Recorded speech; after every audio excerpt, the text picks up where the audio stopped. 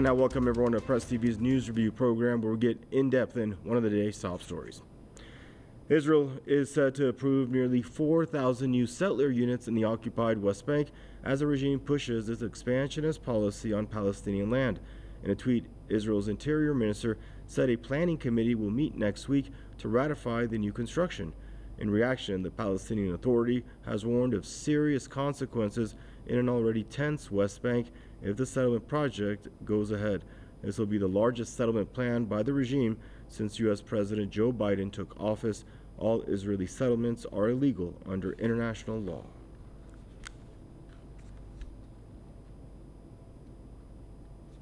And now joining us for the program is Jim Kavanaugh, founder of the Polemicist.net out of New York, and Daniel Lazar, journalist and author also out of New York. Gentlemen, I'd like to welcome you both to the program. I guess, Daniel, we'll start with you.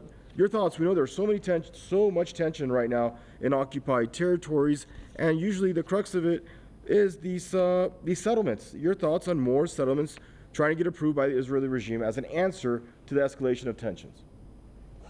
Well, I mean, the settlements are they're racially discriminatory. They're for Jews only. They bar Palestinians. Number one. Number two, they're on illegally acquired land. Number three, they grossly interfere with the ability of Palestinians to make their way around their own communities. So these are atrocious policies that could only make a bad situation worse. But the Israeli government clearly doesn't care because it believes it has the upper hand, and therefore feels free to do what it wants to do to the Palestinians, and has no concerns whatsoever about international opprobrium or international opinion of any sort whatsoever. Thank you, Daniel. And Jim, I'd like to welcome you to the program. Your initial thoughts on the story, Jim? Well, yes, as Dan said, the Israelis are confident nobody's going to come after them for this. The United States isn't going to do anything to them. The European Union isn't going to do anything to them. There might be a few little bleats of protest, but they're going to continue to get all the financial, military, and diplomatic aid that they need to pursue this. And we have to understand this is the continuation of the Nakba, which is not over. This is the continuation of the Israeli colonial settler project to seize the land of the indigenous population, to render them as homeless, stateless, and without rights, and as not only second-class citizens, but negligible people in terms of history and politics of the world. And they are convinced they can get away with that, and they have largely gotten away with it because they've been supported primarily by the United States, but also by the European countries in that project. And we have to recognize it's not over, it's not finished, it's still going on, and we should recognize it for what it is, settler colonialism. And the people who are being colonized and occupied by international law have the right to resist by any means necessary. And Daniel, how does Israel get away with it? How does it in 2022 Israel usurps and ethnically cleanses, and Washington says nothing?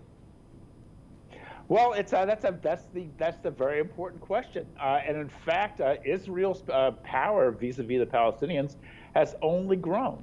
And in Israel, it's not only the U.S., by the way. That's something of a myth. Actually, something of a myth. U.S. military aid to Israel has declined as the Israeli economy has grown. And in fact, Israel has quite an independent foreign policy, where it has established excellent relations with a wide range of states. Hungary, the Ukraine. Volodymyr Zelensky recently declared that his goal is to transform the Ukraine into another Israel, a second Israel on the Black Sea. So Israel's model is actually growing in popularity worldwide. The balance of power is shifting in its favor, and the Palestinians are losing ever more severely. Now, you can ask yourself, why is that the case? I mean, one reason certainly is that the the entire world is galloping to the right and just doesn't really care anymore about what's done to, the harms that are inflicted on colonial peoples. But another problem, of course, are the mistakes and errors committed by the Palestinian movement, which have consistently played to Israel's strengths rather than to its weaknesses, undermining their own position and essentially helping Israel establish its dominance over the region. And Jim, do you think that we'll see a time where Washington gets fed up with Israel's actions and atrocities against Palestinians because of the way it reflects back on Washington itself? Well, I don't foresee it in the near future. Washington is not being hurt by it. Look, the major media and ideological institutions of the West certainly are committed to Zionism as a virtuous project that has to be supported. And the United States political caste and media caste and political caste are committed to Zionism. That hasn't changed. Now, I do think that the ideological appeal of Zionism has changed, and that among masses of people, it's lost the argument, even among young Jews in the United States. And people recognize it as a colonial enterprise and as an indefensible colonial enterprise. But as Dan says, that hasn't translated into political power. And the Palestinian Authority has been a police force for Israel and has been there to maintain the fiction of a possible two-state solution, which all of these recent seizures of land and building of settlements are continually putting an end to. It put an end to it a long time ago, but that fiction is still being maintained. So you have a very difficult situation that's kind of pulling in contradictory ways. On the one hand, I think Israel has lost its ideological legitimacy largely among populations, but on the other hand, among the political and media caste that controls the world, it's still very much supported. And Daniel, why does Israel push for so many, not just a few, but so many settlements? It's approving thousands bi-monthly, it seems like, when it knows that these settlements and the construction of these settlements only ensure perpetual tensions, perpetual violence on both sides, not to mention they lack any humanity or equity and are illegal. Yes, that's all quite correct. Well, one important reason is that, number one, is the West Bank is the historical heartland of Israel and Judah, the ancient kingdoms of Israel and Judah. So that was always been the prime target of the Zionist movement, what it wanted to take over. So therefore, the Israeli state really can't resist moving into these areas because they are under intense pressure from the most committed, fervent, and right-wing Zionists to establish a presence in what is the historical heartland of ancient Israel. So that's why they feel obliged. So the Gaza, for example, is much less important to Israel ideologically and historically than the West Bank is.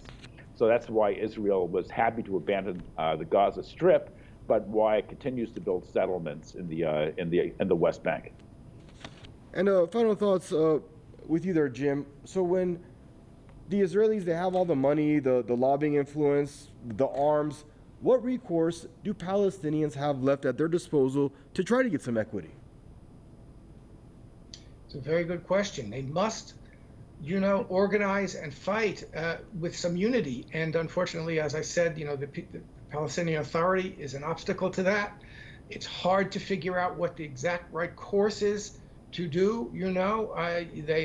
They're justified in fighting, but they're fighting an enemy that's much stronger to them in a military or armed sense. Their armed struggle would be hard to win in some way. I don't think they can win without causing damage to Israel, but I think they're likely to get smashed if they do it. So it's a very, very difficult situation. And the Israelis are going to continue because they can't have a stable Zionist entity with so many Palestinians under their control. They have to get rid of them eventually. The Nakba has to continue for them to be stable in the West Bank. So they're going to try and do this a few thousand people at a time, but it's a very difficult project for Israel too. Everybody in this is in a situation which is likely just to get worse and worse, and to end up with incidences like we've seen. And I think the Israelis have been able to control largely any kind of military action against them, but I don't think they can do that forever either. And Daniel, we have about a minute left. Seems like you wanted to weigh in on that. What avenues are left for Palestinians to get some kind of recourse? It's a very grim situation. I agree with Jim entirely. I mean, but all I can say is that the problem with the Palestinian national struggle is that it is a national struggle. And given a contest between two nations, the Palestinian nation and the Israeli nation,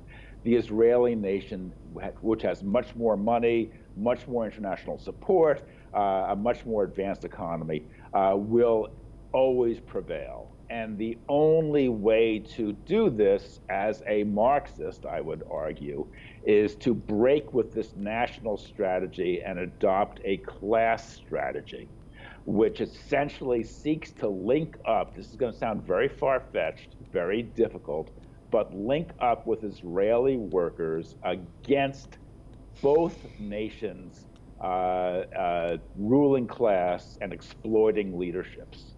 That is the only way out of this dilemma. All right, gentlemen, good stuff. Stay safe, both of you, and thank you for joining us on the program. Jim Kavanaugh and Daniel Lazar, both out of New York. And viewers, that's a wrap for this segment of your Press TV News Review program. Thank you for joining us, and bye-bye for now.